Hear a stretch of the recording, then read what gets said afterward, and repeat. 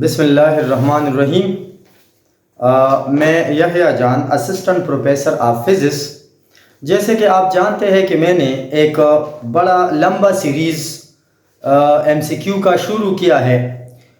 इस MCQ series में मैं आपको 50 लेक्चर जो है वो दूंगा और इन तमाम 50 लेक्चर में मैं वो एमसीक्यू डिस्कस करूंगा जो ऑलरेडी एनएमडी, कैट, ईटा, एकेयू, पीआस, जेईके, दयानस्ट वगैरह में आ चुके हैं, लेकिन मोस्ट रिपीटेड क्वेश्चन आप पीएमडीसी के सिलेबस के मुताबिक होगा। 2021 में जितने क्वेश्चन आए हैं मैं उनको लेकर जो है वो डेली बेस पर कुछ ना कुछ एमसीक्यू में आपको डिस्कस करने आता हूं।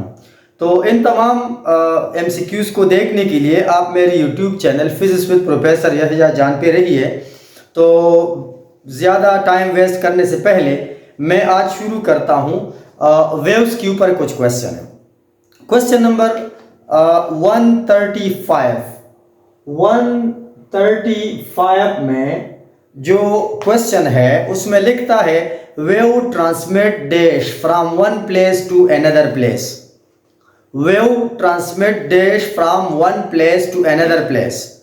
एनर्जी, मास, मोमेंटम और डी में लिखता है both A and C. So remember that wave वो कैरेक्टरिस्टिक है, वो मैकेनिज्म है जिसके ज़रिए से हम दो चीज़ों को ट्रांसमिट करते हैं, या एनर्जी को ट्रांसमिट करते हैं और या फिर मोमेंटम को ट्रांसमिट करते हैं। तो इसमें आएगा ऑप्शन डी। ऑप्शन डी उसमें करेक्ट है। उसके बाद है 136 में, इससे पहले भी मैंने कई लेक्चर दिए और उसके बाद भी कई लेक्चर आएंगे, ठीक है। तो उसके बाद 136 में crest and trough are found in. तो आपको पता है कि हमारे पास वेव्स टू टाइप्स के होते हैं। एक हमारे पास है ट्रांसवर्स वेव्स और एक होता है लॉन्गिट्यूडनल वेव। अगर मैं हमारे पास इस तरह कोई भी वेव अगर ये एक रस्सी है और उसको आप किसी रिजिड सपोर्ट के साथ आप बांध ले ऐसे, और फिर आप उसको विगल करें, अप एंड डाउन हरकत दे, नीचे हरकत दे और ऊपर हरकत दे, तो इसमें ऐसे वेव्स आ जाएंगे। और इस तरह इस वेव को हम ट्रांसवर्स वेव कहते हैं और उसकी ये प्रॉपर्टी है कि इसमें क्रेस्ट होगा और ट्रफ होगा। Crest is the upper portion of a wave and trough is the lower portion of the wave. तो इस क्वेश्चन में लिखता है कि crest and trough are found in. ये क्रेस्ट ट्रफ कौन से टाइप की वेव में होते हैं? ट्रांसवर्स, लॉन्गिट्यूडनल, प्रोग्रेसिव या नॉन? तो ये ट्रांसवर्स में नॉर्मली होते हैं। उसके बाद इसमें ऑप्शन ए आएगा। 136 में आएगा ऑप्शन ए। अब आता है 137 के ऊपर। तो 137 में अगर आप देखें तो water waves are transverse, longitudinal and progressive. कहता है कि वाटर की जो वेव्स है ये कौन से वेव्स है? तो वाटर में एक प्रॉपर्टी है कि वाटर के सरफेस पर जब वेव्स होते हैं, लाइक आपको मालूम है अगर मेरे पास ये एक कंटेनर है और इस कंटेनर पे इसमें स्टिल वाटर है, इसमें वाटर रेस्ट में है, यहाँ पर अगर आप सरफेस पर देखें तो वाटर के सरफेस पर आपको नजर आएगा ट्रांसवर्स वेव। लेकिन जब यही transverse wave inside the water चले जाते हैं तो वहां पर इनसाइड ये फिर लॉन्गिट्यूडनल बन जाते हैं। तो मतलब वाटर में एक डुअल नेचर आता है। तो ऑप्शन ए में आता है, एमसीक्यू नंबर 137 में आता है water waves are. Water wave कौन से है? ट्रांसवर्स है, लॉन्गिट्यूडनल है, प्रोग्रेसिव है। तो ये प्रोग्रेसिव है। प्रोग्रेसिव में दोनों आते हैं, मतलब ट्रांसवर्स भी आता है और लॉन्गिट्यूडनल भी आता है। तो इसलिए मैं यहाँ पे जो ऑप्शन लिखता हूँ मैं ऑप्शन नंबर सी यहाँ पर लिखूंगा। फिर उसके बाद 138 में क्या आएगा? 138 में लिखता है which of the following does not travel in vacuum. कौन से वेव्स वैक्यूम में ट्रेवल नहीं करते? तो आपको पता है कि यहां पर लिखा है साउंड, लाइट, ट्रांसवर्स या ऑल। तो आपको पता है कि साउंड वेव्स जो है they are material dependent. Sound waves ये मटेरियल की इलास्टिसिटी पर डिपेंड करता है, मटेरियल के नेचर पे डिपेंड करता है। तो मतलब साउंड को प्रोपेगेट करने के लिए मीडियम जरूर रिक्वायर्ड है। इसके बरक्स अगर आप लाइट वेव्स देखें तो लाइट वेव के लिए किसी मीडियम की जरूरत नहीं है। ट्रांसवर्स क्या है? तो ट्रांसवर्स अब डुअल है। ट्रांसवर्स इलेक्ट्रोमैग्नेटिक भी हो सकते हैं और उसके अलावा मैकेनिकल भी हो सकते हैं। तो ट्रांसवर्स में एक्स रेज अल्ट्रा वायलेट, ये सब आते हैं, वो ऑप्शन भी नहीं है, नॉन वाला भी नहीं है। तो which of the following does not travel in vacuum, sound wave does not travel in vacuum. तो 158 में ऑप्शन नंबर ए आएगा, 138 में ऑप्शन नंबर ए आएगा। साउंड जो है ये किसी मीडियम में ट्रेवल नहीं करेगा। अब 139 में speed of mechanical and sound wave does not depends on the pressure. 139 में लिखता है, 139 में कि साउंड का जो स्पीड है उसका अगर आप फार्मूला देखें तो v is equal to gamma p by rho, ये साउंड का फार्मूला है। अगर आप टेम्परेचर में कन्वर्ट करें वो भी आ सकता है। वैसे तो फार्मूले में लग रहा है कि ये डायरेक्टली है। सो रिमेंबर दैट अगर आप ऐसा करें कि आप इस का प्रेशर, अगर आप मीडियम का या किसी गैस का प्रेशर आप डबल करते हैं तो डेंसिटी भी डबल हो जाएगी। तो फार्मूले में तो ऐसा लग रहा है कि वेलोसिटी का प्रेशर के साथ डायरेक्टली रिलेशन है, अंडर रूट डायरेक्टली है, velocity is directly proportional to P. लेकिन एक चीज फिजिकली ये है कि अगर आप प्रेशर को डबल करते हैं तो उससे डेंसिटी डबल हो जाएगी और वही जो इंक्रीज आया था वो फिर से कट जाएगा और कोई इफेक्ट जो है स्पीड ऑफ साउंड में नहीं आएगा। तो स्पीड ऑफ साउंड पर प्रेशर का कोई असर नहीं होता, मैकेनिकल वेव के ऊपर भी नहीं होता और साउंड वेव के ऊपर भी नहीं होता। तो इसमें आता है प्रेशर, क्योंकि स्पीड ऑफ साउंड के साथ लिखा है 139 में, 139 MCQ में ये लिखा है कि speed of mechanical and sound wave does not depends on temperature. तो टेम्परेचर पे तो करता है, आप टेम्परेचर बढ़ाएंगे तो साउंड वो भी बढ़ जाता है। प्रेशर, अब यही वो ट्रैक है जो कि अक्सर स्टूडेंट कंफ्यूज हो जाते हैं कि इसमें तो प्रेशर है और डिपेंड नहीं करता, टेम्परेचर है भी नहीं और उस पर डिपेंड करता है। तो सम टाइम फार्मूले को आपने थारोली देखना है कि स्पीड जो है वो प्रेशर और डेंसिटी के रेशो पर डिपेंड कर रहा है। लिहाजा इस वक्त जो है स्पीड ऑफ साउंड प्रेशर के ऊपर डिपेंड नहीं करता। इसमें आएगा ऑप्शन बी। अब आप देख लें ऑप्शन बी में, ऑप्शन बी आता है इसमें सारी। 140 नंबर MCQ में आता है waves which deals with particles of the matter. 140, अब 140 में आप देख रहे हैं कि जो हमारे पास पार्टिकल्स हैं which waves which deal with the particles of the matter, वो कौन से है? वो मैटर वेव्स है। हमारे पास वेव्स के ब्रॉडली 3 टाइप है। ब्रॉडली एक वेव या मैकेनिकल होगा, mechanical are those waves which required material medium for their propagation. Listen, अगर किसी वेव को प्रोपगेट करने के लिए मीडियम चाहिए तो वो मैकेनिकल है, और अगर किसी वेव को प्रोपगेट करने के लिए मीडियम नहीं चाहिए तो वो इलेक्ट्रोमैग्नेटिक है। लेकिन उसके अलावा भी एक वेव है जो कि वो पार्टिकल से बनते हैं। अब लाइक प्रोटॉन जब ऑर्बिट में घूम रहा है, इलेक्ट्रॉन जब ऑर्बिट में घूम रहा है, न्यूट्रॉन जब घूम रहा है, तो उससे भी एक खास किस्म के वेव्स एसोसिएट होते हैं उसके साथ, और उन वेव्स को मैटर वेव्स कहते हैं। तो यहाँ लिखता है कि waves which deals with the particle of matter, transverse, longitudinal, matter. तो इसमें मैटर आता है। 140 में ऑप्शन सी आएगा। तो 140 में ऑप्शन सी आएगा। अब 141 में क्या आएगा? 141 में आता है when sound waves travel from air to water which of the following remain constant। अगर साउंड एयर से वाटर में दाखिल हो जाए तो वेलोसिटी कांस्टेंट होगी, फ्रीक्वेंसी कांस्टेंट होगी, वेवलेंथ, ऑल ऑफ दिस। ये बहुत इंपॉर्टेंट है, द मोस्ट रिपीटेड क्वेश्चन। मैं उसके ऊपर लिखता हूं रिपीटिंग, मतलब ये हर एक टेस्ट में जो है वो बहुत ज्यादा टेस्ट में आ चुका है। अब सपोज ये मेरे पास है वाटर, ये दरिया है और ये उसमें वाटर है।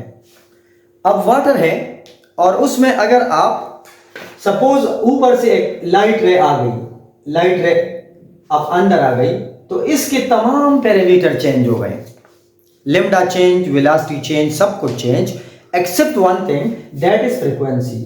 तो फ्रीक्वेंसी इज सेम। अगर हम एक मीडियम से दूसरे में दाखिल हो, रेयर से डेंसर में या डेंसर से रेयर में, तो frequency of the medium remain constant. 141 में फ्रीक्वेंसी आएगा इसमें ऑप्शन बी आ रहा है, फ्रीक्वेंसी। फिर उसके बाद लिखता है 142 में, चलो थोड़ा सा मैं ब्रेक लेता हूँ। ब्रेक ऐसे नहीं लेता, बस सिर्फ थोड़ा सा 1-2 बूंद पानी पीता हूँ।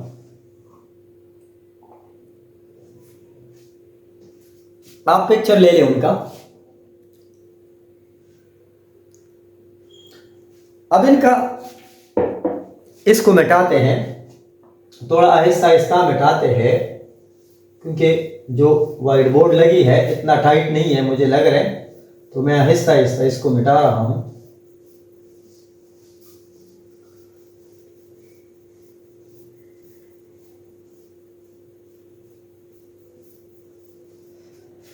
अच्छा, अब आते हैं जल्दी जल्दी इसको खत्म करते हैं। इसके बाद एक वो most important question, numerical question. ये रिमेंबर, इसको तो इसके ऊपर तो बार बार वेरी वेरी इंपॉर्टेंट लिखो, क्योंकि ये तो बहुत ज्यादा इंपॉर्टेंट है। 142 में लिखता है कि इसका मैं बड़ा शॉर्ट तरीका बताता हूं, क्योंकि ये जो सेशन है हमारा ये डिटेल का नहीं है, इसमें ट्रैक हम आपको सिखाते हैं कि आप एक क्वेश्चन को कैसे, ये क्वेश्चन ऐसा है कि आज तक ये किसी यूनिवर्सिटी में इसको मिस नहीं किया गया है, ये हर एक यूनिवर्सिटी में ये आएगा, बल्कि आ चुका है। फिर आते हैं 142, at what temperature velocity of sound is double that at 27 centigrade. कहता है कि वो कौन सा टेम्परेचर है जिस पर स्पीड ऑफ साउंड डबल हो जाए। अब सपोज हमारे पास 27 सेंटीग्रेड पर हमारे पास स्पीड की एक खास वैल्यू है, वो भी हमें मालूम नहीं है, वो v के बराबर है, चलो v कर लो। कहता है कि ये 2v किस टेम्परेचर पर होगा।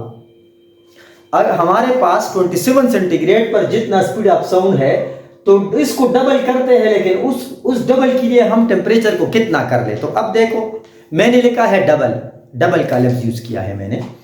तो अब ये क्या है, ये सेंटीग्रेड है, ये T, ये है 27 सेंटीग्रेड। इसको मैं एब्सोल्यूट में कन्वर्ट करता हूं, स्टैंडर्ड टेम्परेचर स्केल में कन्वर्ट करता हूं। तो अब मेरे पास 27 के साथ प्लस 273 जमा करो, इससे आएगा 300 केल्विन।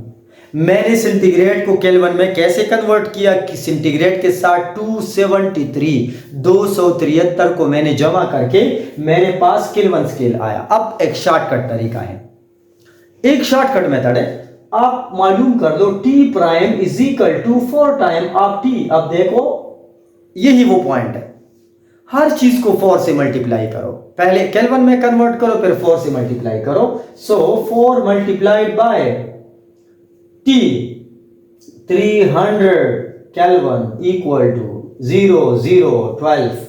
अब कुछ ये ऑप्शन भी मौजूद है हमारे इन तमाम ऑप्शंस में, कभी कभार स्टूडेंट टीजी के साथ आकर सेंटीग्रेड में करता है।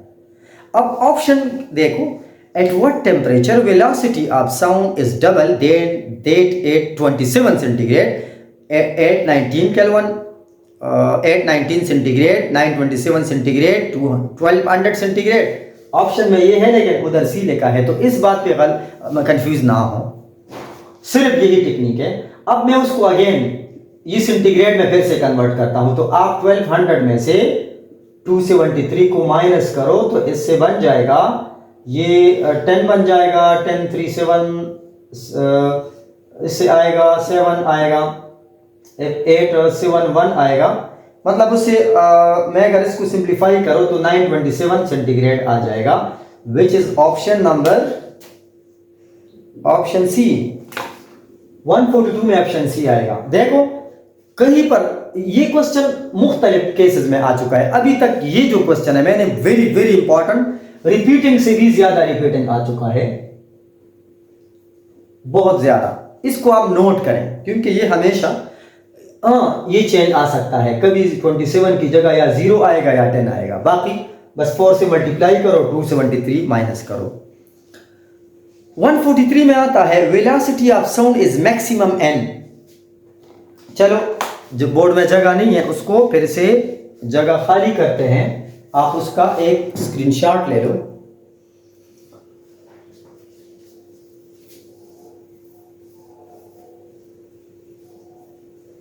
अब आते हैं इंपॉर्टेंट एक क्वेश्चन की तरफ।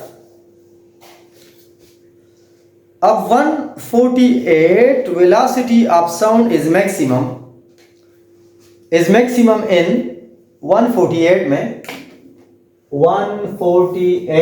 में जो ऑप्शन है 143 में जो ऑप्शन है 143, तो इसमें आता है the velocity of sound is maximum in steel.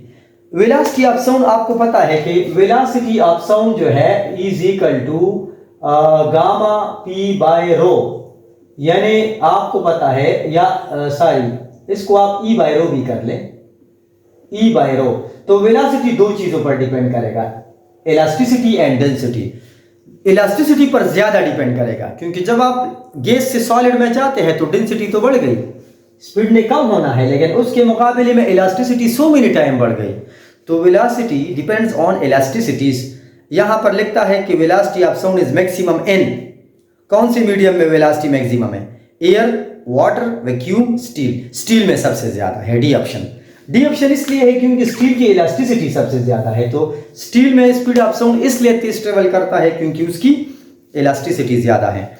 अब 144 में आते हैं 144 एमसीक्यू नंबर 144 में आता है if the velocity of sound in gas is 360 metre per second and distance between a compression and a nearest rarefaction is 1 metre then the frequency of sound.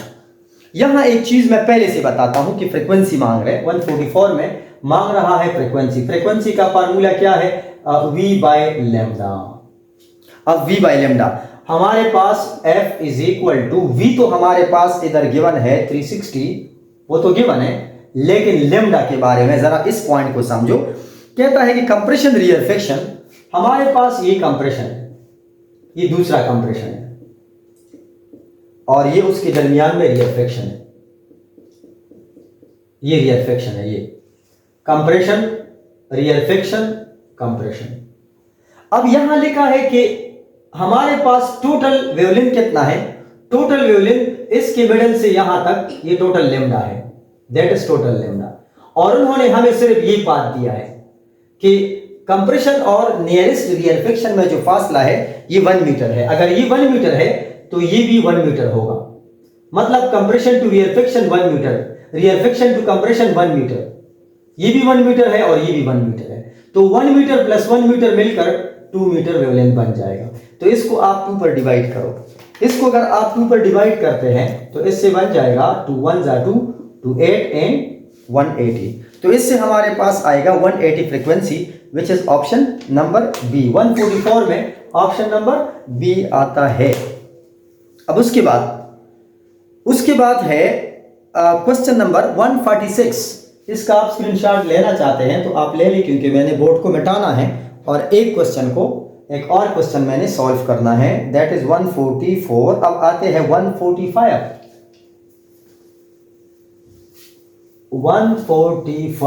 Question, बड़े interesting question है। और इसके बाद फिर हम स्टैंडिंग वेव की तरफ जाएंगे, उसके बाद आर्गन पाइप्स के बारे में, फिर transverse mode of vibration, wire के बारे में। ये सारे हमारे अगले लेक्चर्स में भी आ सकते हैं। 145 में ये है 145 if the density of oxygen is 16 time that of hydrogen what will be the ratio of their corresponding velocities. पहले हाइड्रोजन के बने, मैं यहाँ एक फार्मूला लिखता हूँ।